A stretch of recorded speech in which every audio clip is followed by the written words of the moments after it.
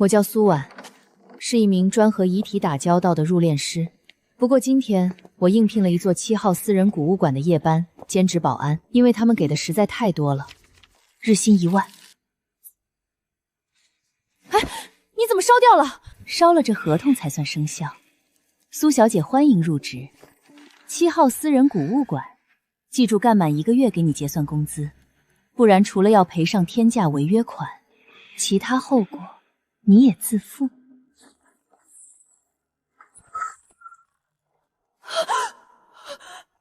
这是什么？上一个夜班保安，人怎么可能变成这样？这黑心女资本瞎想签了合同把人吓走，专门骗违约金吧？入殓师都没见过在这种死法。快到点了，我得走了。希望你能多干2天。一本馆营业时间为晚12点至早6点。不要在白天来上班。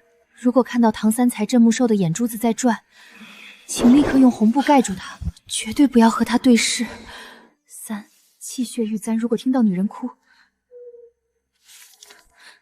请假装听不见，千万不要回答他的任何问题。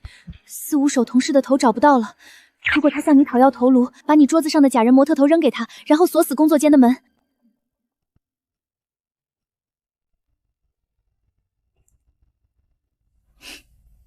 让我看看是谁在装神弄鬼。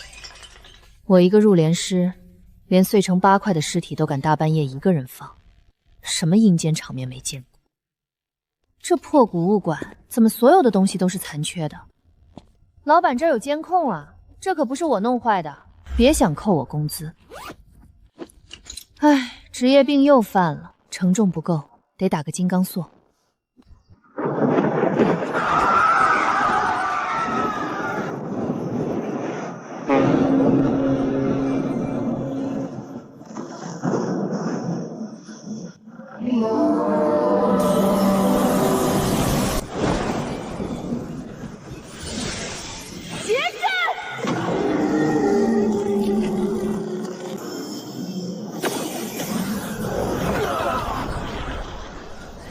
是 S 级诡异，这不是我们能对付的，立即疏散全城！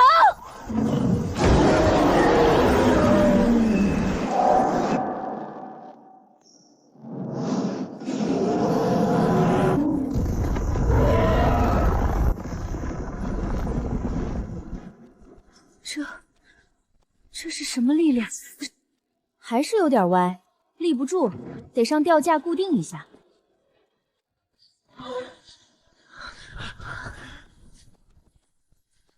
完美，这手艺，哪怕是在火葬场，家属都得给我磕一个。100米神钉贯穿虚空，锁链复轨，挥手间让 S 级诡异灰飞烟灭。这究竟是什么级别？镇恶之力！副队长 ，S 级诡异8臂玄象，真的就这么彻底消失了吗？不，诡异的力量不会消失，只会转移。就像你无意中击杀了一只禁鬼，获得它的力量一样。S 级诡异8臂玄象的力量也会转移到击杀他的人身上。昨晚究竟是谁出手击杀了8臂玄象？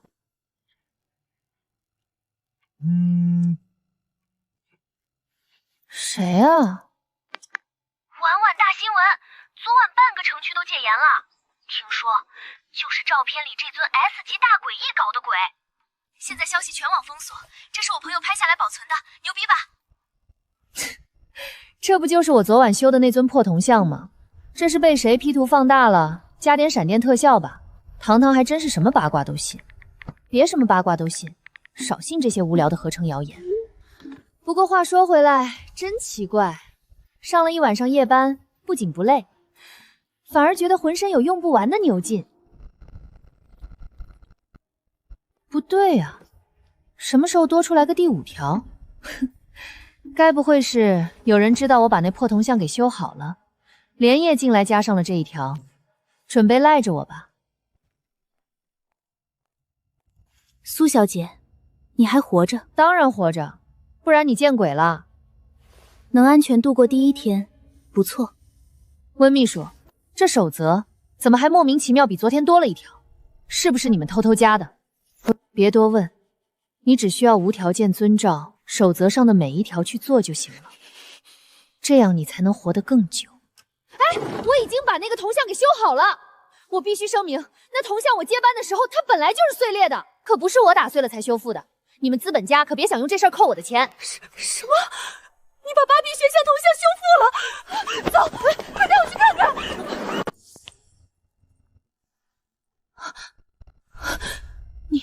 你居然真的把芭比悬像给完整的修复了？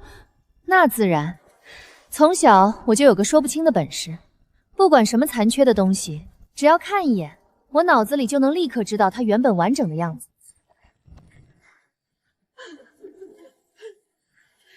在殡仪馆这么多年，经我修复过的遗体，主打一个100%好评。既然你修好了它，就要对它负责。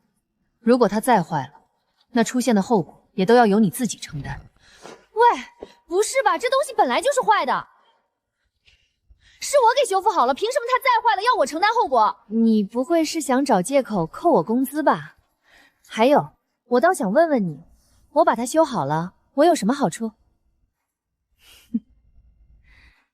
你已经拿到修复它的好处了。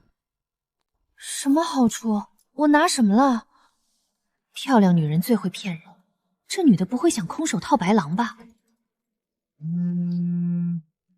这样吧，除了你已经获得的好处，老板发话了，你每修复一件文物，我再给你增加10万的修复费。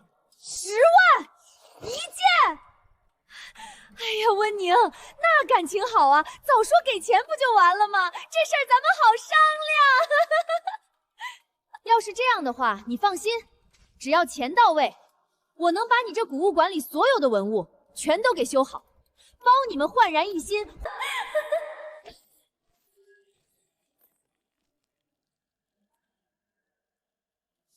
一件10万，10件100万，发了发了！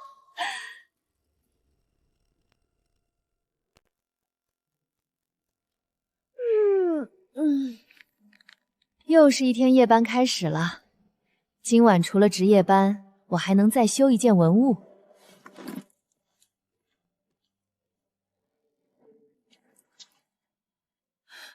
啊，这什么情况？不对，这绝对不是自然开裂的，更像是被剑或者斧头砍出来的。究竟是谁干的？温宁？不对，这女人今天一整天踩着高跟鞋在旁边盯着我，跟监工似的，根本没机会下手。不管了，先给她补上再说。今天争取再修复一件，但也必须加强巡逻，别被我逮到谁干的。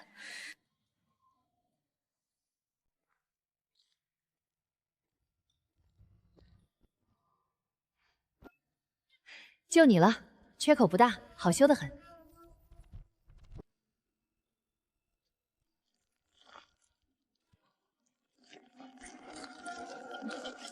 修完这一件，又是10万。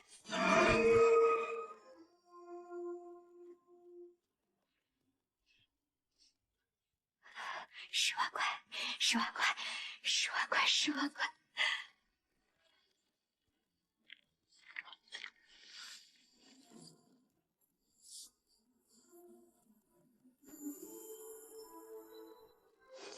什么鬼？我工具呢？那么大一堆工具呢？长腿跑了？找到你了！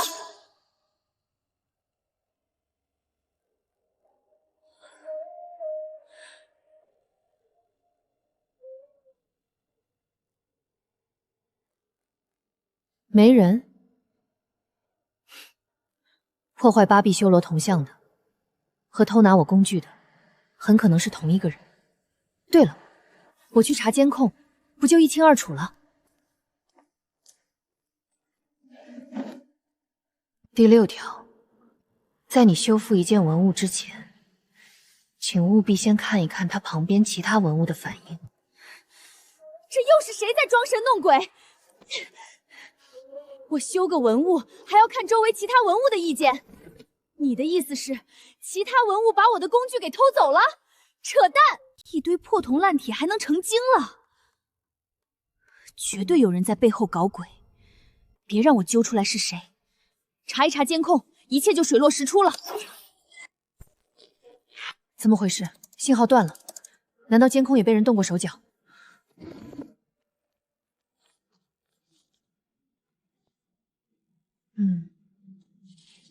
这是之前保安写的日记。第一天，我来到这座7号私人古物馆做夜班保安，一晚上什么事儿都没发生，这钱赚的也太轻松了。第二天，我在巡逻时震惊地发现，很多文物居然变了动作。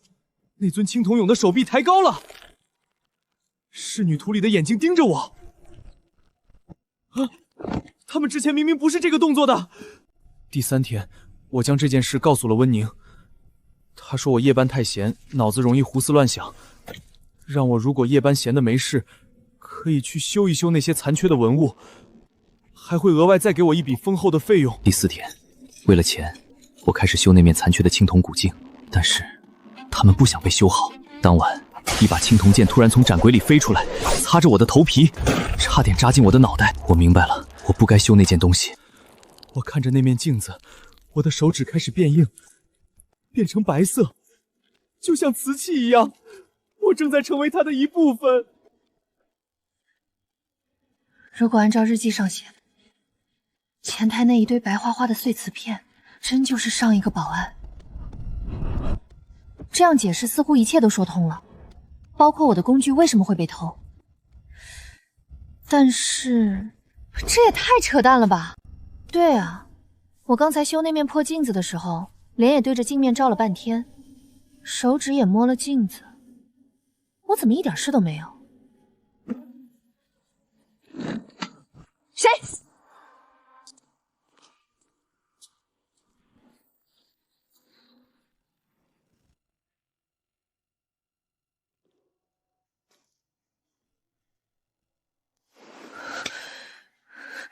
这究竟是谁干的？在你修复一件文物之前，请务必先看一看它旁边其他文物的反应。不管了，先修好再说。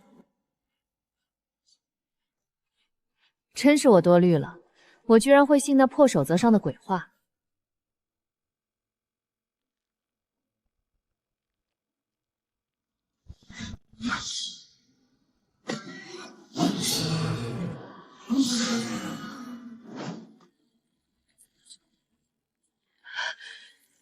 这文物真的会动？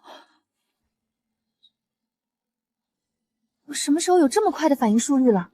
还有这力气，能力已经远超常人水准了吧？难怪白天感觉浑身有用不完的劲，这不是错觉。这鬼东西在干什么？打不过准备投降？啊！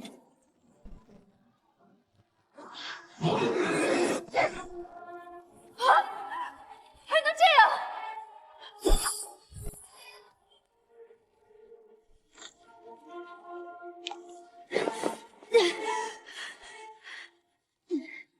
破烂玩意儿是真的想要我的命！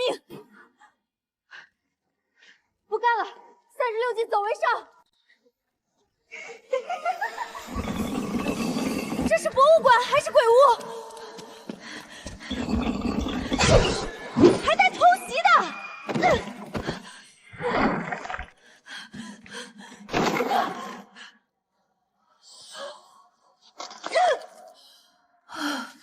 终于不追了。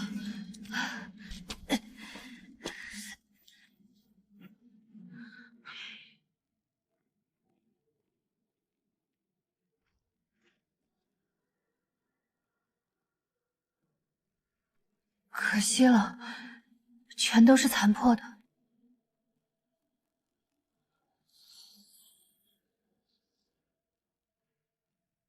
拜托，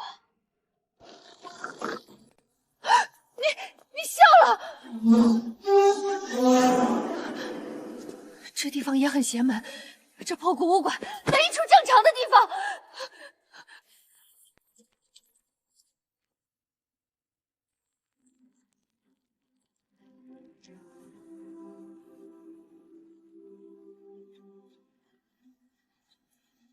不是吧？一晚上的时间，伤口就好了？这什么恢复力？我还是人吗？你来的正好，看样子你已经发现了。你们这根本不是正常的古物馆吧？那堆破文物会动，会偷东西，还会拿剑砍人。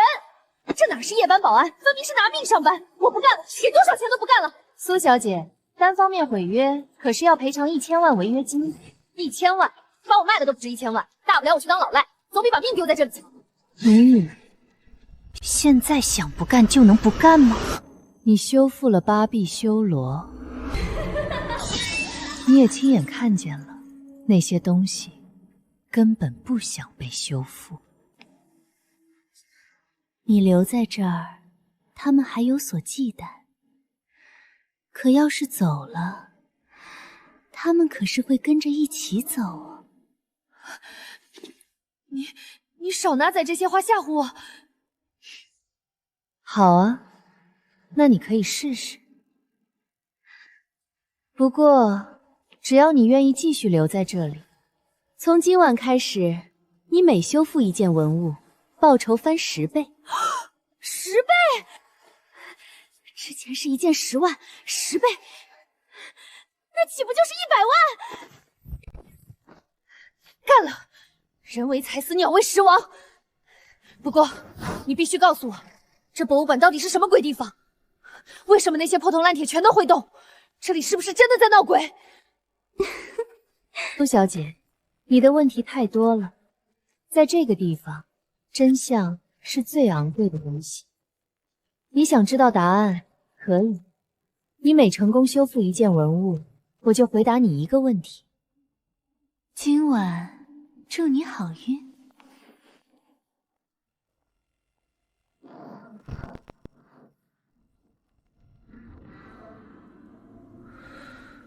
第7条，镇守者展区是唯一的安全区，不知道欢不欢迎你。又凭空多出一条，镇守者展区，那些巨大的青铜雕像，原来叫镇守者。那外面那些会动的玩意儿又算什么？邪物、鬼物，还是被镇压的东西？至于他们欢不欢迎，昨晚在那儿躲了一夜也没人敢，应该是欢迎的。今晚要是再遇到什么不对劲的，直接往那儿跑就完事儿了。这守则虽然不知道怎么出现的，现在看来说的却都是真的。既然退路找好了，该干正事了。4，无首同事的头找不到了，如果他向你讨要头颅，把你桌子下面的假人模特头扔给他，然后锁死工作间的门。无首同事应该好修复，今晚就修他。做入殓师时遇到那种严重受损的遗体，不照样用石膏软掏给家属捏一个一模一样的出来？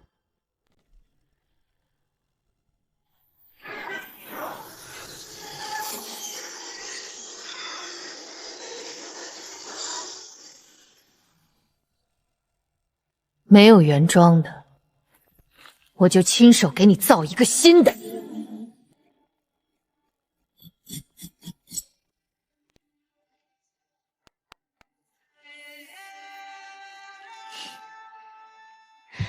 大功告成。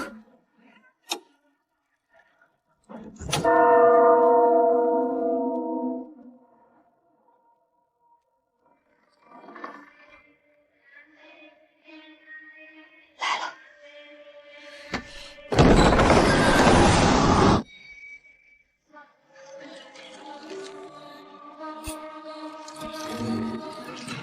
等着。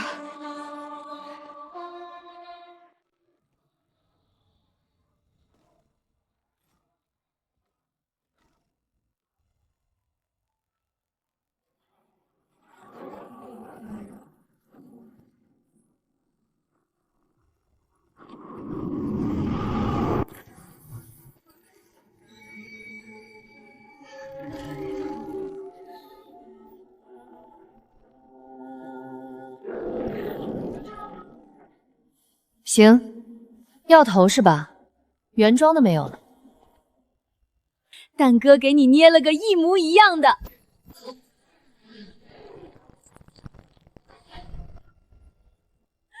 完美，100万到账！怎么回事？好烫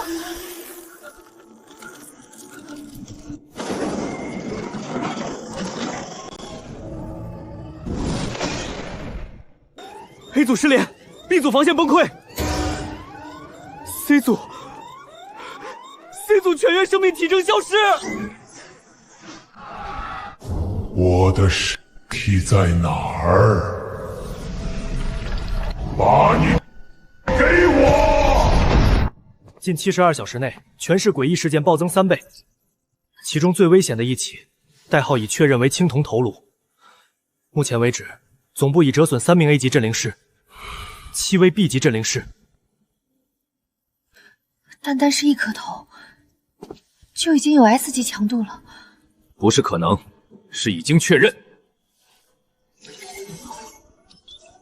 一旦让他找到身躯，后果不堪设想。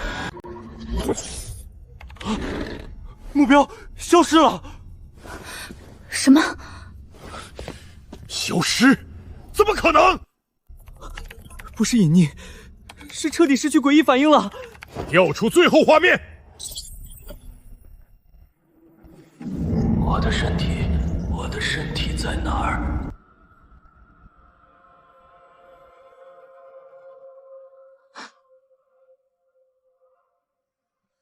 他找到身躯线索了。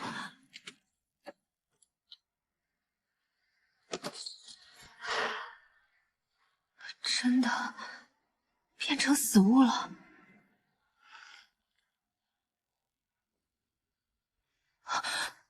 卢百端是谁？锻造者？难道这 S 级诡异是被人特意制造出来的？绝不可能！除了这个青铜头颅，还有他的身体下落不明。别忘了，那可至少又是一名 S 级诡异。立即搜集关于卢百炼这个名字的一切信息，追查此次诡异事件的来源。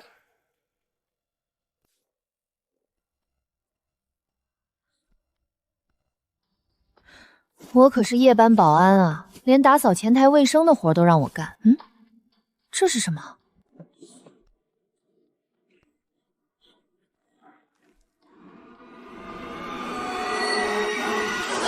等等，这女的，这是温宁。怎么看着这照片有些年数了？民国17年秋。民国17年，那可是1928年，距现在快100年了。这要是温宁，她岂不是活了上百年？哟，温宁。早啊，来结账吧。结账？是啊，昨晚我成功修复了五手铜饰。你把五手铜饰给修复了？这不可能！八臂修罗只是身体开裂，有碎片可以拼凑，但五手铜饰的头部可是彻底遗失，你怎么可能修得好？嗨，我当是什么大不了的事儿呢？原装的头没了，那就重新给它捏一个呗。看来我果然没有选错人。先别急着夸我，你可是承诺过我，修复一件文物你就回答我一个问题。那我现在的问题是，这张照片里的人究竟是谁？为什么他会和你长得一模一样？民国17年，那可是将近100年前了。这是我奶奶，我们家遗传基因好，我长得像我奶奶，有什么大惊小怪的？100万会准时打到你卡上。我还有事，先走了。哼，你奶奶，哼，你奶奶能和你穿同一双高跟鞋，照片里的人就是你。一个活了100年的女人，这座古物馆绝对有大秘密。这女人恐怕不会说实话，那我就自己查。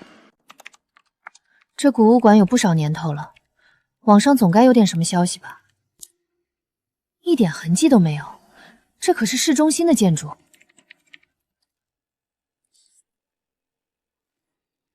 有了，民国奇人，果然和温宁是同一个时代的人。靠！刚刚还在的，怎么1秒钟就被删了？这么精准的屏蔽和删除，绝对有某种庞大的势力在掩盖关于这座7号私人古物馆和卢百多的一切。看来在网上是查不到什么了，只能找堂堂问问线索了。他路子野，八卦多。婉婉，你这好几天神龙见首不见尾的，殡仪馆的活都给推了，到底干什么发财的买回去了？找了个夜班兼职。堂堂，听我一句劝，有些事知道多了，对你没好处。切，装什么神秘？我问你，你前2天发我的那张八臂修罗的照片，真不是你 P 图恶搞的？你可以侮辱我的身材，但不能侮辱我的情报网。那照片千真万确。婉婉，你看这是什么？这也是最近刚刚爆出来的灵异事件，虽然马上就被全网封杀删除了，但我手快截了图。这不是我昨晚给吴手同事照着比例捏出来的那颗脑袋吗？怎么会一模一样？看傻了吧？听说这铜面守灵到处杀人，嘴里一直喊着要找自己的身体，死了很多人呢。那温宁真没骗我，离开了古物馆，果然有大麻烦。那后来呢？这玩意儿去哪儿了？这你就不知道了吧？官方出动了镇灵司，已经把这颗头给彻底解决收容了。镇灵司那是什么机构？你这问题算是问对人了。镇灵司可是官方成立的绝密特殊部门，专门处理全国各地频发的连科学都无法解释的灵异诡异事件。听说最近诡异事件越来越多，镇灵司人手不够，正面向全国广招奇人异士呢。既然镇灵司专门处理灵异事件，还收容了那颗铜头，那他们内部的档案库里绝对有关于第7号私人古物馆和卢百炼的情报。只要我能进入镇灵司，肯定能了解到这古文的一些消息。堂堂，你在镇灵司里有没有认识的人？我也想加入。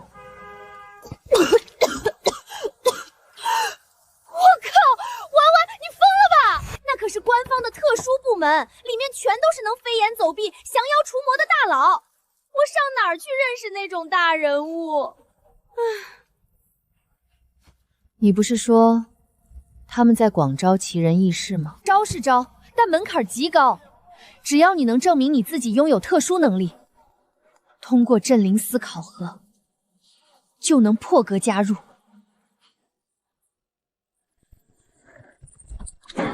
特殊能力，这种算不算？你真有特殊能力？堂堂，帮我报名。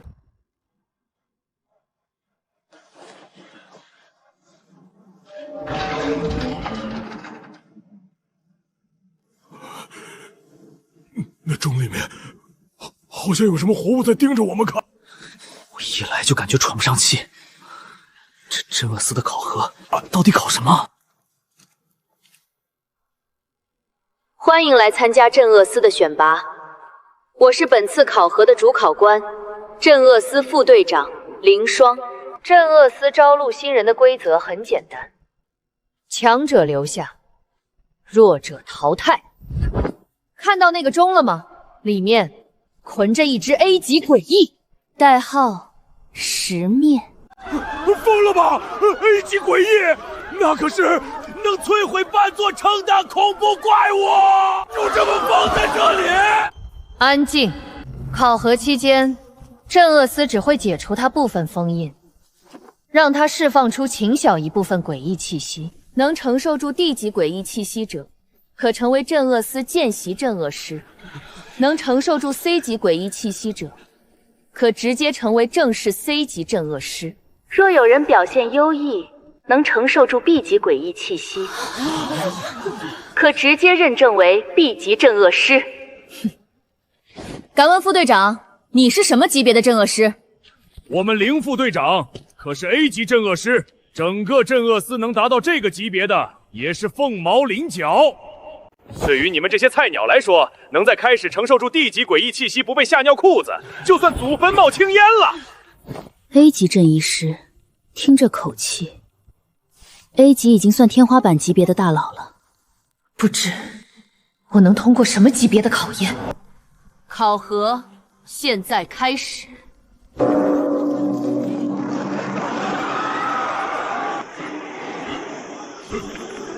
猪有毒！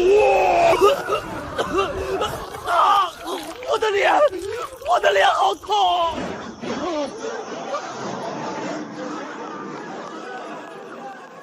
看来我通过考核还是没问题的。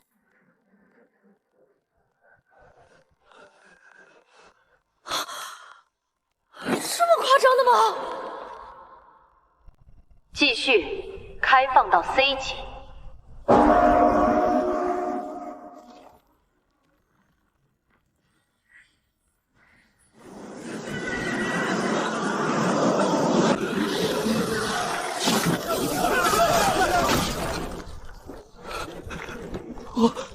我看见了，那里面有脸，好多脸！从我脑子里滚出去！别追我！求求你别追我！这已经是你们的极限了。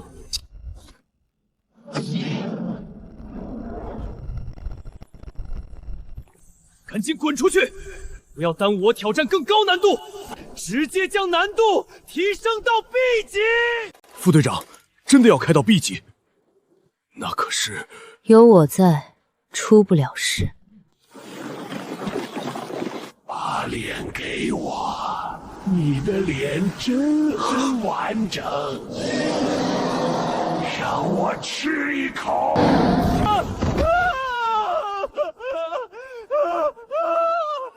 我的脸！这新人真是不知天高地厚。C 级和 B 级镇恶师可是天差地别。镇恶司这么多年招录新人，还真没有几个能直接通过 B 级考核的。不对，你们快看那个新人！不好，封印被破了，目标是那个新人。所有人后退！快躲开！我没感觉到危险，应该能抵挡吧。糟了，这新人的心理素质太差了，他完全被 A 级诡异给吓傻了，连躲避的本能都没了。他不躲，副队长就算会瞬移也救不到他呀！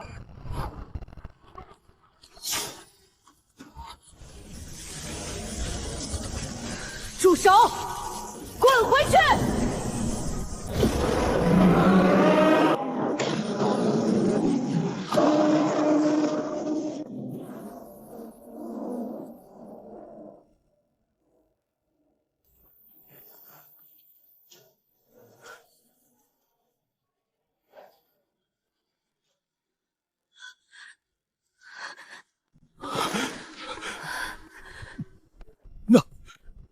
那可是 A 级诡异，十面被这新人连中带诡异一起被打爆了，而且就用了1级。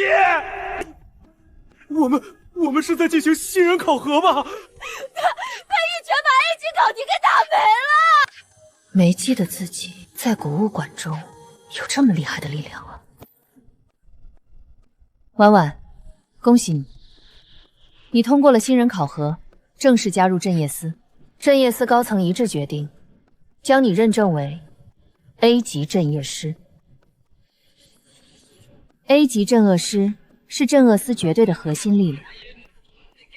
从今天起，你将享有镇恶司最高级别待遇，以及一切情报和和资源的倾斜。赌对了，有了 A 级权限，便可以调查第7号私人古物馆了。婉婉，有件事情我需要提醒你，你的力量很特殊，根本不像是后天训练得来的，倒像是直接从诡异身上获取的。什么意思？在我们的世界里，有一条铁律，诡异的力量不会凭空消失，只会转移。哪怕是一只 S 级诡异被镇杀，他的力量也不会消失。你刚才击杀了 A 级诡异十面，按照定律，你现在已经继承了10面的力量，加上你原本就拥有的力量，我们对你的真实战力评估，至少是顶尖 A 级。击杀诡异就能获得诡异的力量。我自从修复了八臂修罗和五手同式后，身体便发生了异变。难道八臂修罗还有那个五手同式都是诡异？可问题是，我并没有击杀诡异啊，我只是帮他们修复了而已。凌霜队长，你说的这些太深奥了，我听不太懂。实不相瞒，我以前的职业是一名入殓师，你也知道这行天天和那些死人打交道，估计是我不小心沾了什么不干净的东西吧。既然你不愿多说，镇恶司也不会强迫。每个强大的镇邪师都有秘密，只要力量用来对付诡异，你就是战友。我代表特别行动组正式批准你入组，欢迎加入。合作愉快。指挥官，城市西区地下河道深处爆出高强度诡异波动，能量输出正在飙升，已突破 A 级临界值。立刻调取现场画面。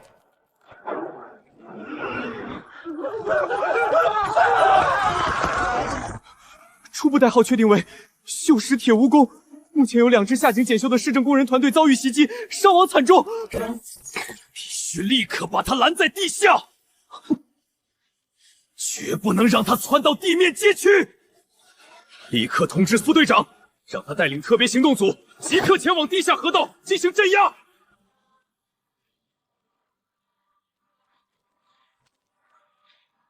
按理说，新人会经过至少半个月的培训，才会参与外勤任务。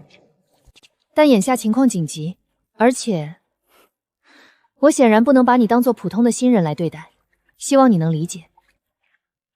我懂。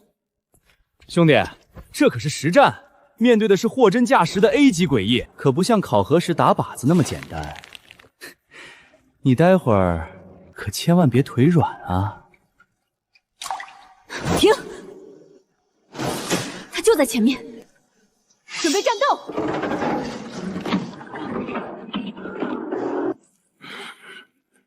结阵！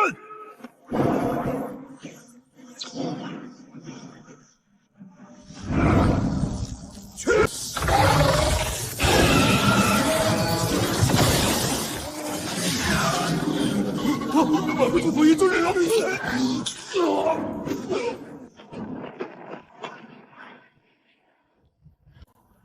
退后。好嘞。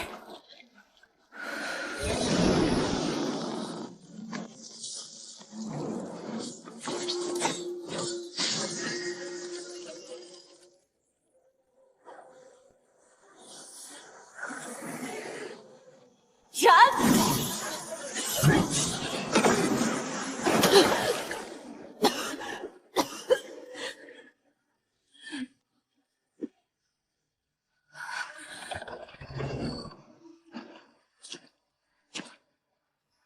婉婉，别硬扛，他的攻击力太强了！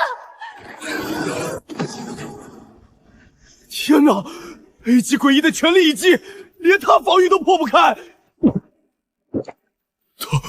他真的是新人吗？想走，该我了。给我起！这真的是新人？我怎么感觉？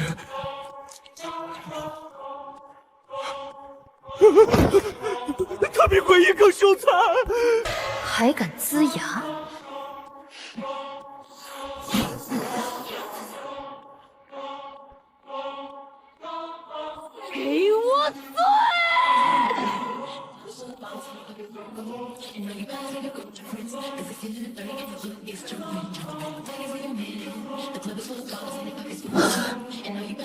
筑基者卢百断，那个镇守者青铜像，这地下河道里的 A 级诡异和他究竟有什么联系？居然又是林双队长，你知道卢百逢？你跟我回总部，去了你就知道了。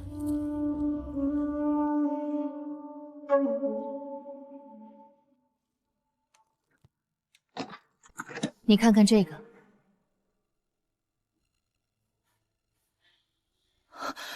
这是堂堂照片中的那颗头颅，真的与我捏出来的一模一样。我之前根本就没见过。这五手铜狮原来的头长什么样？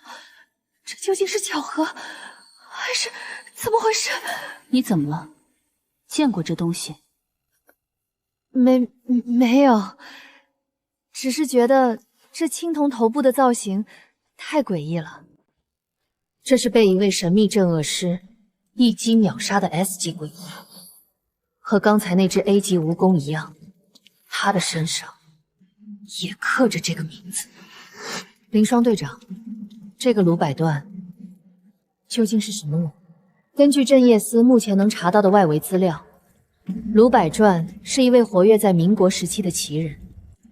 传闻他是一位绝顶将师，拥有一双能塑阴阳、复死物以灵的神手。但是关于他的生平以及他是怎么死的，这些核心记录全都被锁死了。锁死了？连你都没权限看？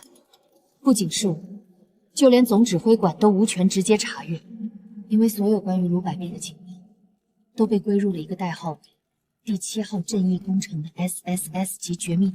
什么？第7号镇恶工程？没错，这是建国初期设立的最高机密。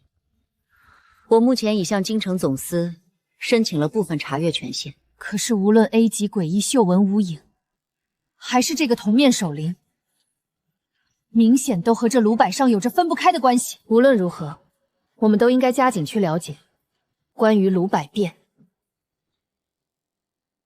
和这7号镇业工程的一切。审批流程大概需要几天时间。婉婉，我知道你很急，但这件事牵扯极大，你先稍等几日，一旦档案下发，我第一时间通知你。7号私人古物博馆、7号镇恶工程，都有7号这3个字，且都和洛百天有着千丝万缕的联系。难道那个全是残破文物的7号私人古物馆还有着别的身份？苏婉，你听到了吗？好，我等着。今晚我再修一件文物，等明天一早我就拿停止修复做要挟，必须逼温宁说实话。如果他敢再拿什么100年前的奶奶这种鬼话骗我，老娘这活绝对不干了。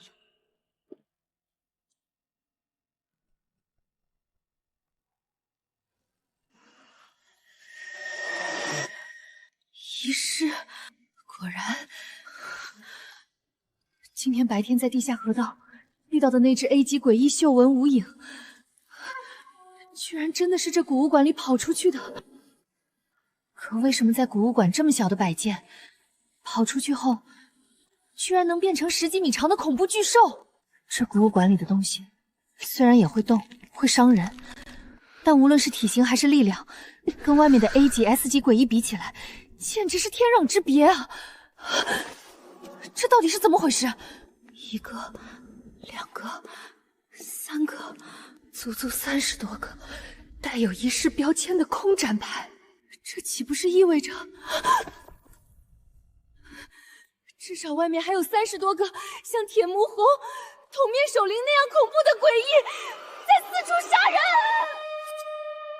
今晚就修复它吧。第3条，气血欲簪，听见女人哭泣，切勿回答，假装听不见，这我最擅长。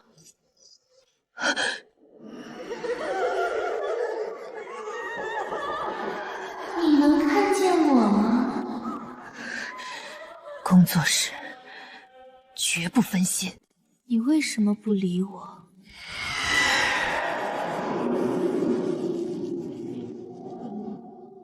你愿意以帮帮我吗？回答我！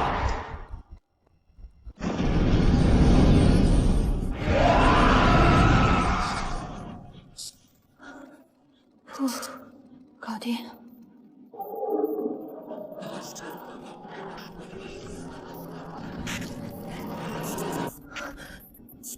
我听到了，这些文物竟然像活人一样，有微弱的呼吸声。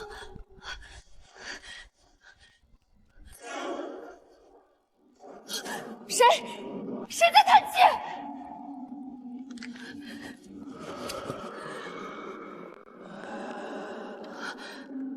我怎么刚刚感觉是这古物馆在叹气？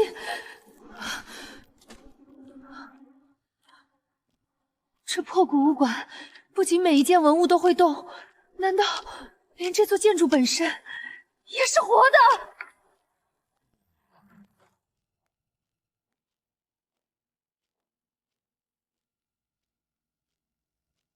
温宁，我又修好了一件文物，辛苦了。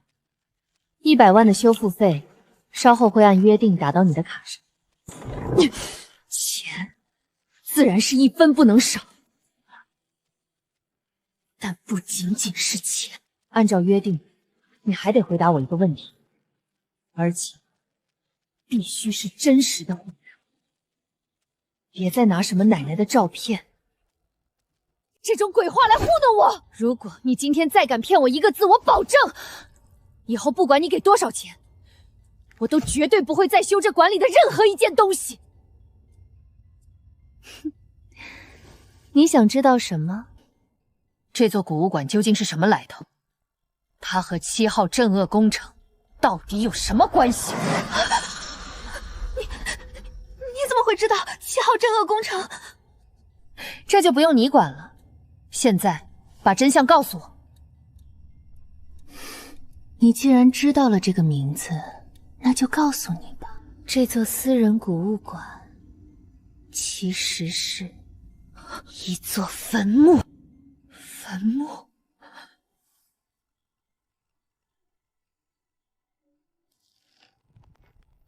第7号私人古物馆就是第7号镇恶工程。那是谁的坟墓？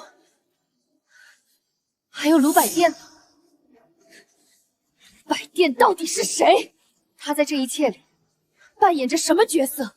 因为上一次我骗了你，作为亏欠，刚才我已经回答了你2个问题：这座古物馆是什么，以及它和工程的关系。你却在刚才又一口气问了5个问题。温婷，你别在这卡 bug， 规矩就是规矩。想知道这是谁的坟墓？卢百段是谁？今晚继续努力修复吧。7号镇恶工程就是这座古物馆，而这是一座坟墓。那这里面究竟埋葬着谁？你申请查阅的档案批下来了。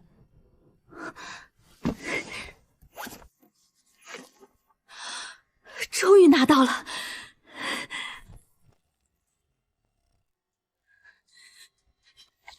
这怎么回事？我刚拿到的时候反应和你一样，这份档案是残缺的，或者说是被刻意物理抹除的。上级领导了解我们追查近期大批诡异爆发的苦衷，也知道这很可能和7号镇恶工程有关。但是高层去和当年7号镇恶工程的参与者沟通过了，那边态度极其强硬，根本不希望将这份档案对镇恶司公开，所以上级能给我们看的只有这些，没有被完全涂背的边角料。7号镇恶工程的参与者，这可是建国初期甚至民国时期的工程，如果那些参与者还活着，那得是多大岁数了？活了上百年，不过也不是不可能。我不就认识一个温宁，活了上百年吗？以身为器，以身殉朕，永久镇压。这究竟是什么意思？等等， 14人？为什么是14个人？如果底座刻着鲁百藩的镇守者雕像，就是档案里提到的以身殉阵的镇恶师。可古物馆里只有12座完好的雕像，加上那一座坍塌成废墟的，满打满算也只有13个。第14个人去哪儿了？婉婉，我怀疑鲁百锤就是7号镇恶工程的14名参与者之一。最近爆发的这么多高阶诡异，全都与他有关。这绝对代表着这项7号镇恶工程出了大问题。我们必须找到这座工程的真实地址，只有调查那里，才能从源头上解决全市的诡异危机。地址我早就知道了，可那里面的水可比想象的深得多。林霜、苏婉，立刻行动！郊区古墓爆发异常诡异波动，先遣队被困地下，命你2人立刻带队营救。收到。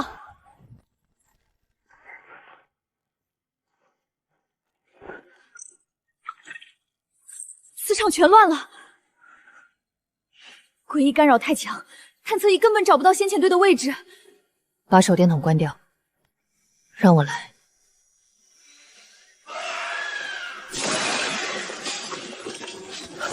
在那边，9点钟方向，大概300米，他们在被围攻。我撑不住了！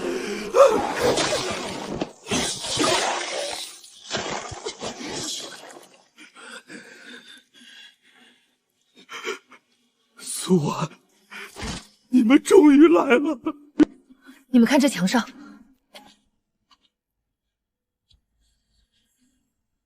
不对，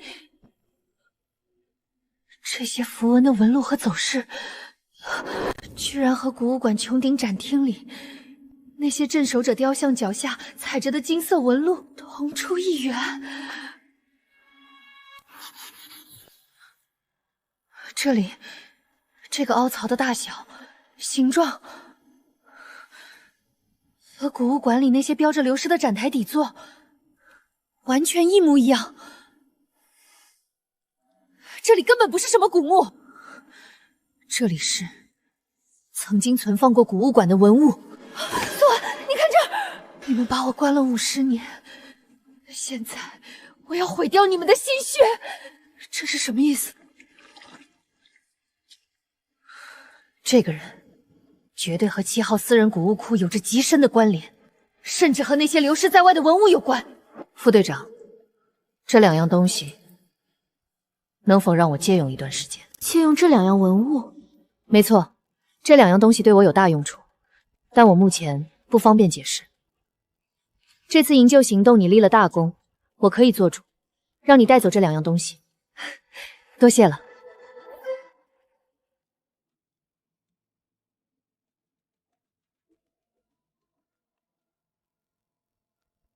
完美归位，把流失的文物找回来，原物奉还。这难度怎么说，也和修复残缺文物差不多了吧？1件算100万，2件就是200万。最关键的是，温宁还得再回答我2个问题。只要我找回或者修好足够多的文物，用不了多久，这7号私人古物馆的底细就能被我打探清楚。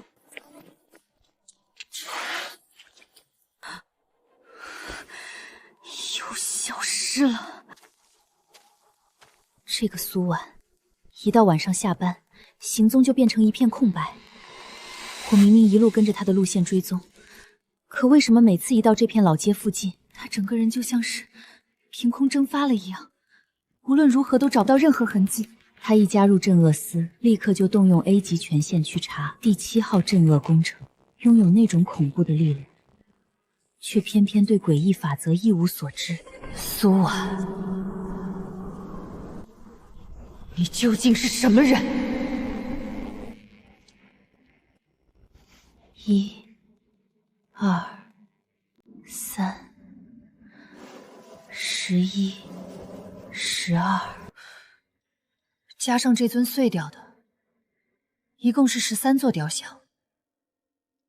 档案里明明白白写着14名镇业师以身为契，可第14个人究竟是谁？去了哪里？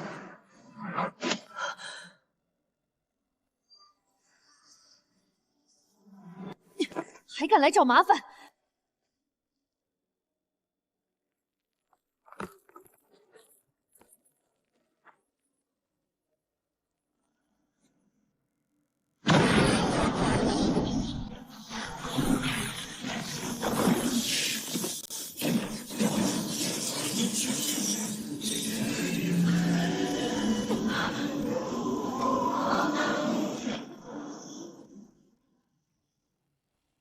明白了，你们这些镇守者是在持续消耗自己的身体和力量，去压制这座博物馆里的所有诡异文物。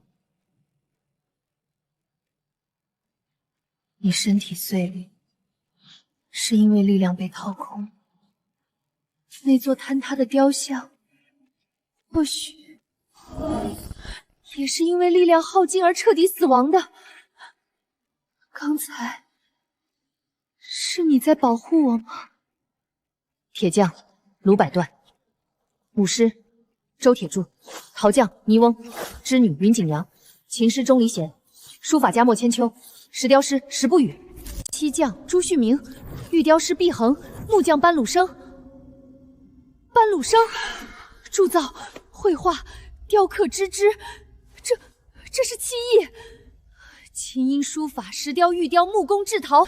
卢百端是铁匠，所以这古物馆里的青铜器都是他铸造的。气血玉簪是玉雕师毕恒雕的，那这古物馆的所有文物，岂不都是他们制造出来的？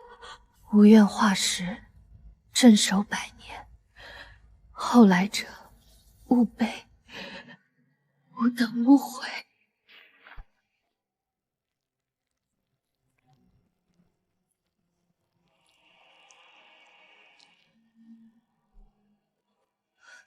加快修复，我们的时间不多了。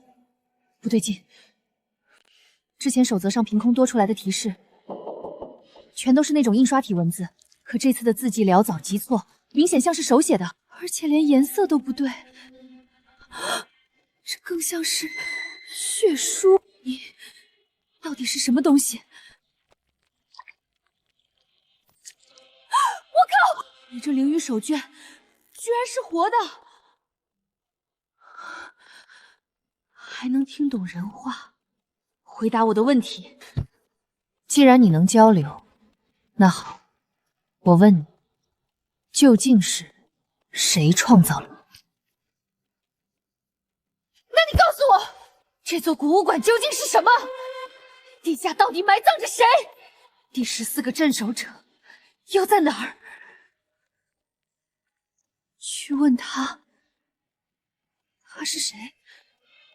难道是指……喂，别装死啊！为什么非要继续修复文物？你倒是把话说清楚啊！喂，先知死书，老伙计，在不在？靠，关键时刻掉链子。去问他吧，我就把这个他当是苏秘书了。温宁，早啊。看样子，昨晚你并没有修复新的文物。昨晚确实没有修复残缺文物，但我干了一件比修复更难的事。哦，什么事？我从外面带回了2件古物馆遗失的文物，青铜9尊和半截玉佩，我已经将它们摆放回了他们原来的展台上。什么？你居然找到了古物馆遗失在外面的文物？那你有没有遇到那个人？那个人？难道是在密室墙壁上留下刻字的那个人？能让活了100年的温宁这么紧张，这绝对是个极度危险的存在。遇到那个人，让我给你带句话：你们把他关了50年，现在他要毁掉你们所有的心血。我不知道你是从哪里知道的这句话，但是如果你真的遇到了那个人，以你的本事，是绝对不可能活着回来的。靠，被看扁了，他根本不知道我现在有多强。行了，我也不跟你卖关子了。温宁，你说我是应该叫这东西夜班守则呢，还是应该叫它灵雨守志？